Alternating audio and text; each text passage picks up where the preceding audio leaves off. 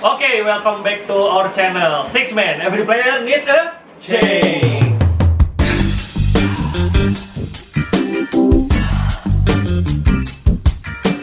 Oke, sekarang kita masuk ke rookie ya. Rookie of the Year. Rookie of the Year. Jadi ngomongin soal rookie, ya jelas pemain yang baru masuk ke NBA dan dia musim pertamanya, ya namanya rookie. Tapi memang ada beberapa rookie yang dia masuknya di musim kedua karena di musim pertamanya cedera. Yang kayak Ben Simmons, ya kan? Markel Fultz waktu itu juga ya. Nah, tapi sayangnya dia memang tidak bisa masuk ke Rookie of the Year waktu itu si Markel ya, karena memang pemainnya ternyata biasa-biasa aja gitu kan.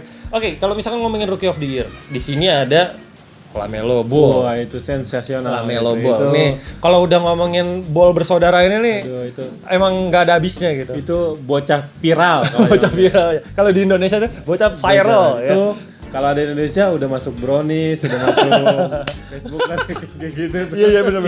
Udah masuk Lambe Tura. Gitu. Oke. Setelah LaMelo Ball ada Anthony Edwards ya. Draft pick nomor 1. Terus ada yang gua nggak sangka sih ini sih. Iya. Tyrese Haliburton ya di Sacramento Kings. Memang dari ketiga ini menurut gua kalau misalkan orang nonton NBA secara keseluruhan, menurut gua hampir rata. Bertiga. Tapi kalau memang orang cuma baca highlight media, pasti yang diunggulin cuma Edwards sama LaMelo Ball. Kalau gue karena gue termasuk orang suka nonton NBA, jadi gue tuh nonton itu semua. Dan Tyrese Haliburton tuh gokil mainnya. Gokil. Anak muda gokil. Sejenis kayak Trae Young gitu, jago nembak, tapi dia juga bisa ngedrive kayak Curry. Iya, betul. Tapi memang postur badannya kecil gitu. Badannya kecil, tapi memang dia tuh ketutupan sama si Edward sama LaMelo Ball sih. Menurut gua kalau untuk rookie sebenarnya hampir rata semua rookie. Kayak Obi Toppin itu New York Knicks itu juga bagus, cuma memang ya itulah kalau kita ngomongin media ini kan voting. Betul. Jadi memang kalau tiga besar dari impact ke tim ya inilah bertiga ini. Karena satu LaMelo Ball di Hornets bisa dibilang pilihan utama. Dulu memang dia punya Terry Rozier, tapi ternyata Terry Rozier digeser sekarang posisinya. Jadi shooting guard dia. Padahal dulunya dia playmaker-nya. Nah, memang kalau dilihat dari cara permainan, LaMelo Ball tinggi badannya. Betul ya. Tinggi, tangannya panjang, terus menurut gua IQ ball-nya juga luar biasa. Dia bisa jadi kayak teringat Magic Johnson. Pemain Oke. tinggi. Asisnya bagus, ya. Poinnya juga lumayan. Poinnya juga. Jadi memang si LaMelo Ball ini kalau bisa dibilang untuk di Hornets ya nggak ada dia nggak jalan. Iya. Makanya dia bisa masuk Rookie of the Year, gue sih nggak heran. Iya. Dan menurut gue ini dia itu lebih baik daripada kakaknya. Untuk musim pertama loh. Iya. Untuk musim pertama loh. Karena impactnya gokil, terus statistiknya pun gokil. Kalau menurut lu gimana, Nay? Kalau gue memang LaMelo ini viral bukan karena sesuatu. Bukan. Iya, karena memang dia udah dari bapaknya nih sebacot apapun orang itu. Tapi emang dia didik anak di basket itu luar biasa. Suka juga Ya bisa jadi panutan, Nilai plusnya di situ. Dia mampu membikin anaknya itu semua anaknya sukses ya. Sukses itu. Termasuk Jelo. Kalau menurut gue kalau dia tidak punya kasus yang dulu viral di Cina itu, gue rasa dia bisa masuk NBA. Terus sekarang nih, menurut gue bocah ajaib juga. Anthony Draft Edwards. nomor 1 2021. Anthony Edwards. Jadi kalau misalkan ngelihat si Edwards ini, gue bisa merewind kayak misalkan gue ngelihat LeBron James. Iya. Terus gue bisa ngelihat Zion juga sebenarnya, Zion Williamson. Permainannya Westbrook juga. Ya Westbrook juga, tapi enggak kalau dari badannya tuh ya itu Zion, LeBron lebih gitu badan gempal, tapi mainnya eksplosif sih menurut gue. Ya itu eksplosif karena Westbrook itu karena itulah dang yang viral itu tuh si Albert orang Jepang itu di dang. Iya benar. Itu gokil itu. Oke, jadi kalau misalkan kita ngomongin Anthony Edwards ini juga bisa dibilang salah satu senjata barunya Minnesota Timberwolves. Betul. Memang menurut gue dan lu juga tadi udah ngomong, Timberwolves ini sudah beberapa musim dapat draft pick nomor 1, tapi sayangnya belum ada yang bisa ngangkat tim ini lah. Iya, jadi kayaknya mudah-mudahan si Anthony ini mampu mampu bisa mengangkat prestasinya Timberwolves lagi. Soalnya memang Timberwolves itu ya sebenarnya si materi pemainnya juga bagus-bagus. Bagus ya. Ada Cat ya. Karl Anthony Towns draft pick juga nomor 1. Draft pick juga nomor 1. Terus dulu juga ada siapa? D'Angelo Russell yang sekarang juga ada D'Angelo Russell juga. Dia draft nomor 2 sebetulnya. Tapi maksud gue isi materi pemain juga sebenarnya udah bagus-bagus, cuma memang Minnesota ini memang kayaknya agak kesulitan, mungkin belum dapat coach yang oke kali menurut gue. Jadi coach dan sama belum ada leader di tim itu. Leader ya, karena masih pada muda ya. Masih pada muda, betul. Karena si Karl Anthony Towns juga masih muda, terus juga D'Angelo Russell juga masih muda. Tambah lagi Anthony Edwards yang masih muda. Muda banget. Tapi kalau misalkan menurut lo kalau ngomongin tentang Anthony Edwards, satu shootnya juga bagus, ya kan? Terus dunker handal. Itu handal. Dunker handal, bahkan waktu itu sempat viral dangnya ya kan. Itu juga itu juga oke. Terus gue yang salutnya adalah dia waktu pas lagi ketemu LeBron ataupun musuh-musuh yang senior dari dia masih fight loh. Iya, dia masih fight loh. Ini jarang loh, maksud gue anak muda rookie yang ketemu sama superstars yang memang sudah lama di NBA tapi dia mental tuh bagus. Karena sekelas Zion aja, dia ketika lawan tim-tim besar kadang-kadang ciut dia. Nah, si Edward ini kayak awal musim memang tidak sebagus seperti sekarang. Dia setelah ke tengah sama ke belakang ini baru itu kayak udah mulai panas tuh Edward. Bener gak sih? Iya. Jadi memang kenapa Minnesota ngedraft dia? 2021 ini tadinya memang LaMelo tuh akan jadi draft nomor 1 katanya ya. Betul, itu udah gosip di mana-mana. Tapi Edward nih punya sesuatu yang nilai lebih daripada rookie-rookie yang lain. Betul, karena dia nggak mengandalkan viral. Jadi dia memang di college lagi, wah gokil juga dia di college, makanya pas masuk ke NBA dia udah nggak canggung lagi dan ketemu sama superstar juga dia udah biasa lah ya. Oke. Jadi sebenarnya berarti ini juga bisa juga nih buat teman-teman yang memang gue pengen bagus mainnya, tapi gue kalau misalkan ketemu sama yang senior atau ketemu sama yang lebih jago, gue ngeliat nih musuh gue lebih jago, gue minder. Nah itu berarti salah ya? Iya itu. Jadi memang ini satu lagi. Minder itu pasti ada. Minder itu pasti ada ya? Iya, kita harus bisa nanganin lah ya. Betul. Meredam ya. Itu. Jadi nggak mungkin nggak, itu pasti ada. Semua ini bisa dihilangkan atau bisa kalah sama latihan yang rajin. Sering tanya-tanya sharing sama yang senior ya. Sharing sama yang senior, terus ya lu harus banyakin game sama yang jago. Betul. Jadi ketika lu main sama teman-teman lu atau seumuran lu, ketemu main jago, ya lu udah biasa main sama yang jago. Jadi mentalnya udah biasa aja. Kalau ketemu yang sangar-sangar tuh, aduh, takut nih gue. Takut, jangan mundur. Jangan, malah yang ada yang kayak gitu, wah kayaknya seru nih gue main lawan dia nih. Itu memang harus kayak gitu tuh. Jadi kayak gue dulu nih waktu pas lagi awal-awal main basket sama dia, gue pertama serem gitu karena badannya dia gede, terus loncatannya tinggi. Gue sempat agak jiper dulu nggak segede gini. Tapi ya itulah, gue tanamin lagi di dalam diri gue kalau misalkan gue bisa. Kalau gue bisa lebih bagus dari dia, berarti itu nilai plus buat gue. Makanya akhirnya waktu itu gue coba latihan terus. Mungkin lu nggak tahu gue latihan terus diem-diem gitu. Gue di mana-mana latihan. Kerja mulu, bapak dulu. Iya. Jarang main jadinya. Iya. Jadi kalau menurut gue dari 3 ini, menurut gue, kalau gue sih sebenarnya lebih suka Anthony Edwards. Yeah. Jujurnya nih, gue sukanya Anthony Edwards. Tapi kalau menurut gue votingnya menang pasti LaMelo Ball. Kalau gue tetap LaMelo. Edwards tuh bagus, cuma LaMelo tuh memang ya itu yang gue bilang tadi, ada dia tuh viral tuh bukan tanpa alasan. Dia tuh impact ke tim tuh lebih terasa dibanding si Anthony Edwards. Ya buktinya dia bisa sampai play in. Itu karena dia itu jago dan ibaratnya bisa gue bilang dia otak serangannya Hornets.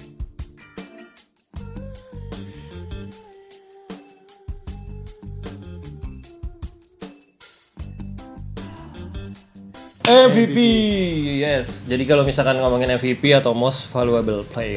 Asik, susah banget. Iya, makanya gue diam aja. Iya. Yang ngomong kelihatan bego gue. Jadi kalau misalkan kita ngomongin MVP, aduh, kayaknya emang rata-rata superstar lahir dari MVP ini betul. Memang. Jadi kita bisa ngomongin Giannis ya kan, terus Steph Curry, terus LeBron James, Derrick Rose, terus ada Harden. Wah, itu mah udah emang pemain-pemain ya itu udah langganan All Star, terus pasti statistiknya juga udah luar biasa gitu kan, dan di atas rata-rata lah intinya. Oke, jadi kita masukin MVP ini ada 3 nominasi ya. Betul. Jadi ada 3 nominasi yang memang sampai saat ini juga masih belum keluar Hasil pemenangnya, vote-nya, hasil betul. vote-nya. Jadi di sini ada Joel Embiid, Jokic, betul. dan yang Satu terakhir lagi, ada Stephen Curry. Steph Curry. Steph Curry. Jadi Langganan MVP juga, Doi udah 2 kali nih.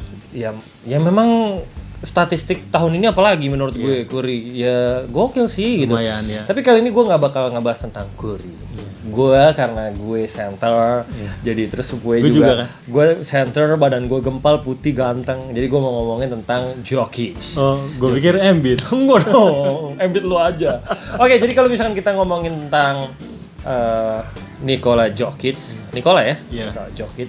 Jadi memang nggak heran kalau dia disebut atau dijuluki Joker. The Joker.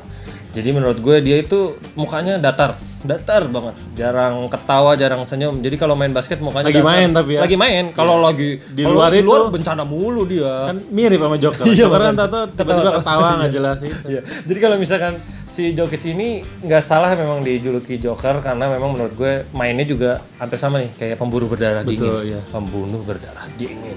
Cold blooded.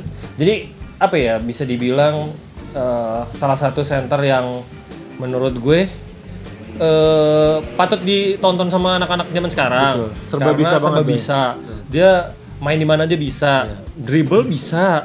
Terus nge-shoot 3 point dia bisa. Dan dia nih selalu enjoy di setiap gamenya, itu yang bikin kita enjoy. Yang bikin nontonnya. kita enjoy nontonnya. Jadi benar-benar. Jadi kalau misalkan kita ngeliat dia mau kalah mau menang, tapi kita ngeliat dia kayaknya pakai hati aja mainnya. Betul, ya. Feel free. Di saat terus dia harus passing, dia passing. Di saat dia harus shooting, dia shooting. Dia harus ngedang, sikat sama dia. Jadi gue pun sebagai pemain di bawah ring gitu, seneng lihat emang kayak gini nih. Jadi nggak kayak center zaman sekarang mau keluar shooting itu. Jadi tetap balance dia ada di dalam ada di luar. Dan yang unik nih, kalau kita ngomongin tentang Jokic, perubahan badannya yang drastis. Jadi dulu tuh ya inilah mungkin ya, Jokic. kayak gini nih. Ada. Nah, gue nggak tahu kenapa. Ya nanti juga bisa dilihat ya, ada fotonya ya Nikola Jokic yang tiba-tiba dia berubah sebelum masuk basket pro itu Doi.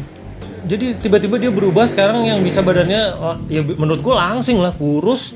Ideal lah untuk lah. seorang center. Memang nggak ngebentuk kayak Gobert. Nggak kayak Terus O'Neal gitu. Enggak dia memang, tapi IQ ball-nya dia juga bagus. Jadi dia memang mungkin waktu pas gemuk juga dia bagus gitu. Tapi mungkin dia merasa tuh kayaknya dia terhambat nih gerak-gerik dia untuk menjadi seorang profesional. Makanya akhirnya dia mungkin menurunkan berat badannya sama menjaga makan. Waktu itu pernah gue baca tuh dia dulunya hobi nyemil, tapi setelah dia masuk pro dia memutuskan untuk merubah pola hidup. Jadi memang untuk teman-teman yang mau main basket, walaupun kita di Indonesia ya, walaupun kalian cuma baru masuk ke klub, itu juga gak cuma latihan, kalian juga harus memperhatikan pola makan. Sekarang gue mau nanya soal Embiid ke lu. Karena lu kan Embiid banget lah. Kenapa? Karena kulit. Enggak. Kalau dibilang mainnya juga jauh sih. Yaudah. Kayak kita bahas Embiid. Ya, Embiid ini memang musim ini dia masuk nominasi di MVP. Dan sebenarnya dari musim-musim lalu tuh sempat masuk loh, tapi karena memang waktu itu sempat cedera, jadi dia keluar tuh dari race. Iya, kan asik keluar dari race. Iya. Kan memang jalur MVP ini bukan 3 awalnya, pasti banyak. Habis itu di nominasi, di seleksi jadi tinggal 3. Dan tahun ini Embiid kans untuk mendapatkan MVP-nya ya tinggi karena dia mampu membawa tim Sixers di atas meskipun dia pertama kan ya? Iya, dia sempat ada di sempat pernah pertama tapi nggak tahu sekarang urutan berapa waktu itu. Dan kolaborasinya dia dengan kolaborasi dia dengan Simon itu mampu bawa tim Sixers ini lebih baik di musim ini. Dan memang dia ini serba bisa. Sebagai seorang pemain yang tinggi dia handle shooting kadang-kadang juga adu badan cuma memang kalau trash talk Nah itu yang gue nggak suka dari dia tuh, belum apa-apa udah ngomong, tahu ntar kalah didadahin kayak waktu itu sama Westbrook itu tuh yang kurang dari dia. Iya, jadi memang itu kan attitude aja. Cuma secara statistiknya statistik game musim ini dia gokil. Oke, benar. Jadi kalau misalkan Embiid itu memang pemain non Amerika. Ya, ini lagi-lagi ya. Kita ngebahas tentang pemain non Amerika. Dan ini di MVP. Di MVP lagi. Dan ada 2 orang. Gokil. Jadi menurut gue di NBA ini ya beberapa musim sih memang, apalagi kan musim lalu juga Giannis kan? Yang menang. Dia tapi juga nggak sebanyak ini di MVP. Iya, tapi menurut gue kita ngomongin pemain NBA, berarti sekarang yang pemain non Amerika ini memang dia memaksa dirinya, mempush dirinya supaya dia bisa lebih baik daripada pemain lokalnya. Iya. Emang kalau misalkan ngelihat si Joel Embiid ini, gue juga dia pemain Afrika. Pemain Afrika. Jadi gue ingat beberapa belas tahun yang lalu itu ada juga Hakeem Olajuwon. Iya. Dia draft pick pertama daripada Jordan loh. Betul. Ya kan? Jadi tahun 84. Iya, jadi menurut gue sosoknya Embiid ini ya gitu lah, agak-agak ke sosoknya mirip cuma memang tidak seatletis si Hakeem Olajuwon. Hakeem Olajuwon tuh emang atletis banget. Maksud gue dia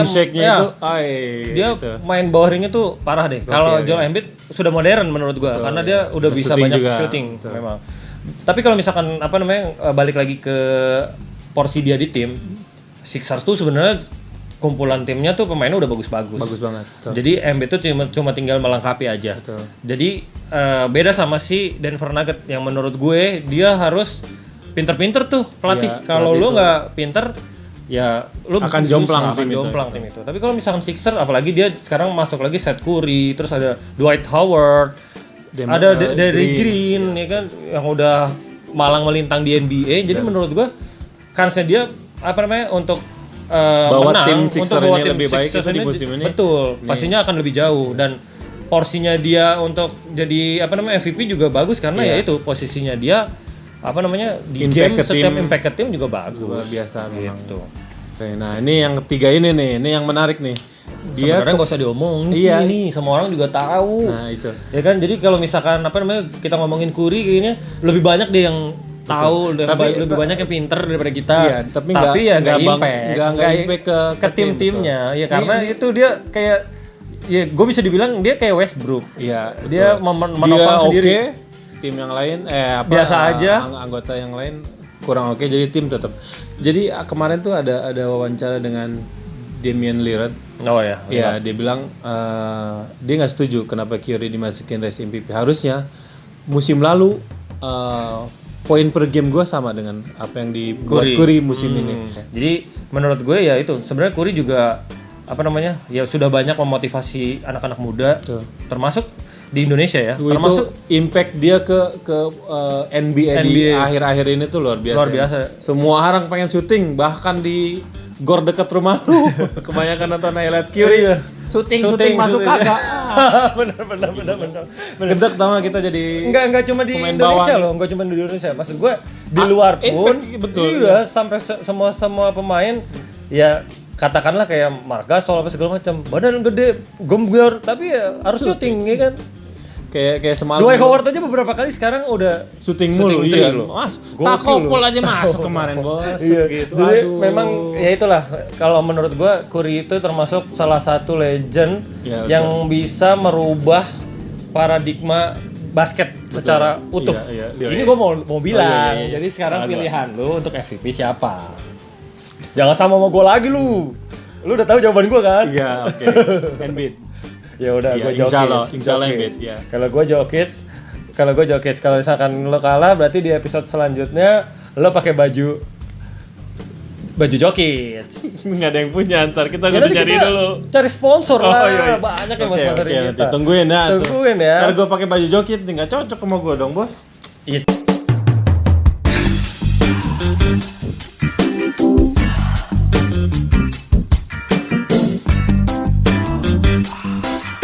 Oke, jadi semua award udah kita bahas ya, Nay. Tadi udah mudah-mudahan bermanfaat, mudah-mudahan menghibur.